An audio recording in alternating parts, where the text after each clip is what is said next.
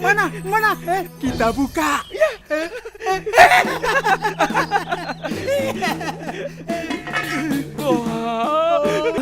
Apaan nih?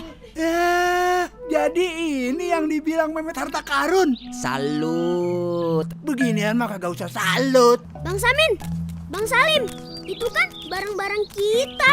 Hah? Punya kalian? Iya, itu mainan kita. Sengaja dikubur di situ. Itu mau kita gali entar kalau kita udah gede. Bener-bener si Mehmet. Katanya anak kecil nggak pernah bohong. Karena dia udah bohong, berarti kita harus kasih si Mehmet hadiah.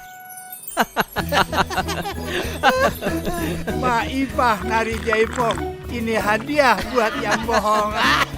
Salut. Ampun, Bang. Kagak ada ampun-ampunan.